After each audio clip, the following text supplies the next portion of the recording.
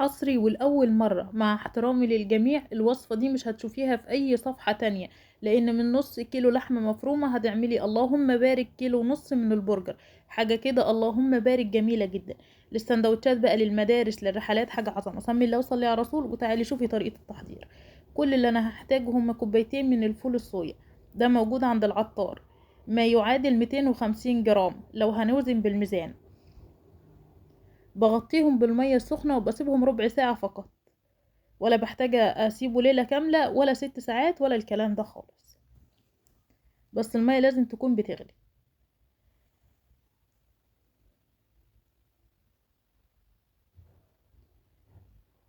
هركنهم بقى على جنب واجيب نص كيلو من اللحمة المفرومة، واللحمة حضرتك بتشتريها تقولي للراجل يحطلك عليها نسبة من الدهون 20%.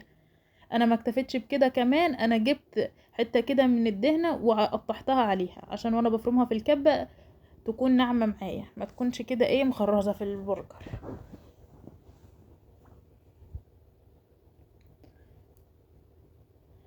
هغسل بقى الفول الصويا ده، هتلاقيه منزل ميه صفرة كده، اعصريه كويس عشان بينزل ميه ما تنزلش في البرجر بتاعك وتبوظه.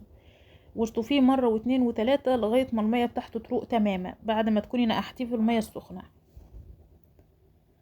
تمام كده. هجيب بقى كيس من الخلطه بتاعه البرجر، ودي موجوده عند العطار.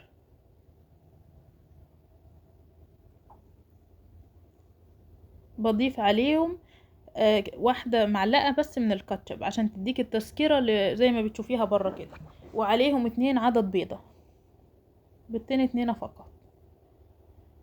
هحط ملح وفلفل اسمر و7 بهارات، لو مفيش 7 بهارات هنستبدلها بورقة اللي هي مكعب مرقة. خدوا بالكوا الخلطة اللي احنا حطيناها بيكون فيها بهارات وبيكون فيها ملح، فما تزودوش الملح وما تزودوش البهارات. هقلب بقى الكلام ده كويس جدا، هعجنه كده في بعضه. هنا هتعامل معاها كأنها عجينة لغاية ما كله يتسمخ كده في بعضه. والله العظيم ما حد هيقولكوا الكلام ده، عشان ده خبرة 10 سنين في المطاعم. اتمنى بقى تشجعوني بلايك حلو، وتصلوا على النبي عليه افضل الصلاة والسلام في الكومنتات، عشان ان شاء الله باذن الله هعمل معاكم كل المصنعات في البيت. بس شجعوني كده عشان نفسي تتفتح واعمل معاكم مصنعات بسيطة جدا وما فيهاش اي تكلفة. بعد ما سمختها كويس هجيب بقى الكبة واقسمها على جزئين جزئين، عشان بالراحة كده، عشان خاطر اضمن ان كل المكونات اختلطت ببعضها وان ما فيهاش اي حاجة يعني ما اتضربتش كويس.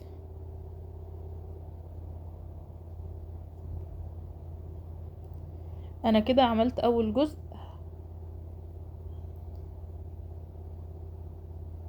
هرجع بقى اضرب هنزل ده في الصينية وارجع احط النص التاني.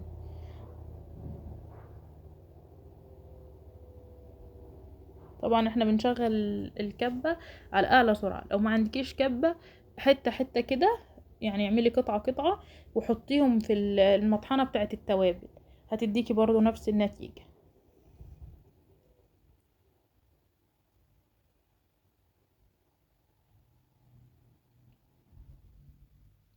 بص انا هضربها على مرتين، هرجع بقى اخدها تاني، يعني هديها وشين وهفرمها كمان مرة. الخطوة دي مهمة جدا عشان ما تلاقيش فيه اي، يعني اي قطعة لاي حاجة، لا تلاقي حتة دهنة ولا حتة فول باينة ولا الكلام ده خالص، فبأكد عليها يعني. كده بقى تمام. هبدأ بقى افضيها تاني في الصينية، بس هدهن ايدي بقى زيت عشان هتلاقوها ملزقة، وده نتيجة اللي احنا ضربناها يعني في الكبة كتير، فهتلاقوها بتلزق. هتدهني ايديكي زيت، ومن على الوش كده بايديكي هتحطي ايه، يعني هتلمسيها بالزيت ده نقطة بسيطة جدا مش كتير. هاخدها واريحها في التلاجة 10 دقايق. نيجي بقى للخطوة بتاعة الأكياس. طبعا أنا مسرعة الفيديو عشان ما يكونش طويل عليكم. في أكياس بتتباع عند بتاع المنظفات، بتكون جاهزة بتاعة البرجر مخصصة، وفي ورق زبدة طبعا بتقطعي منه. ولكن لو مش متوفر ده وده، بنجيب الأكياس بتاعة التلاجة المتوفرة عندنا كلنا في كل بيت، وبقسم كل كيس على جزئين، وكل جزء على 2، يعني الكيس بيعمل معايا 4 ورقات من ورق الزبدة.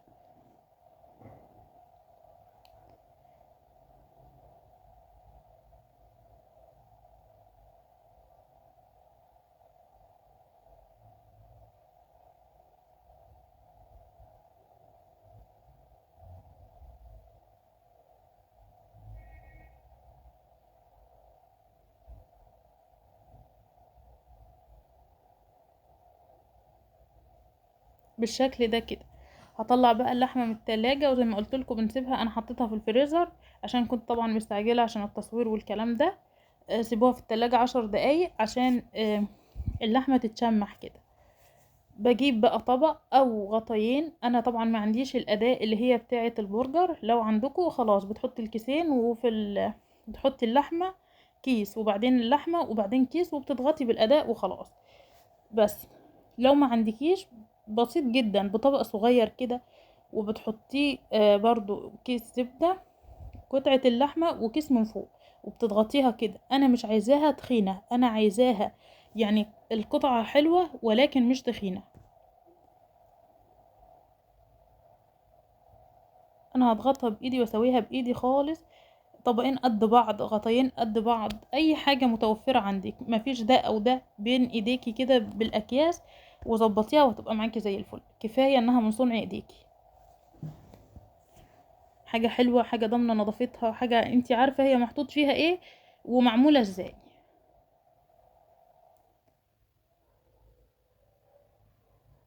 انا بقى هعمل كل الكمية وارجع اوريها لكم. بصوا ده كل الكمية، عملت اللهم بارك كمية حلوة جدا.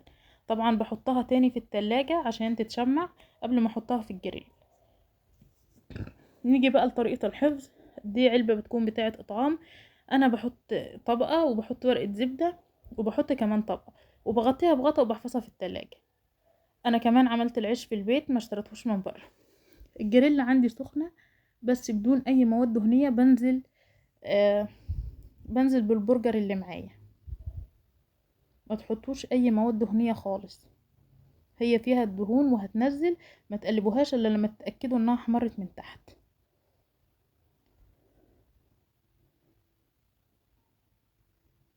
مش هتاخد وقت خالص يعني اللحمة المفرومة معروف ان هي ما بتاخدش وقت خالص في التسوية.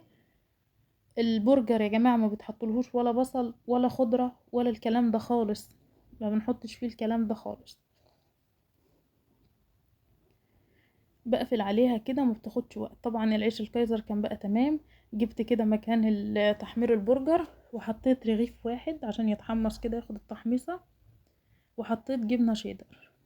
الجبنة دي كانت مصري، آه طبعا عشان المقاطعة والكلام ده، بس هي يعني ايه ما بتسحش. بس هي طبعا زي ما قلت لكم عشان المقاطعة طعمها زي الفل، والله العظيم بدون مبالغة طعمها حلو. واحنا كده كده مش عايزينها تسيح، مش مهم. حطيت بقى في الرغيف معلقة من الكاتشب، حطوا مايونيز حطوا كاتشب براحتكم، لو في متوفر كابوتشي وطماطم مخلل براحتكم خالص. وطبعا البرجر وقطعة من الجبنة والقطعة التانية من العيش.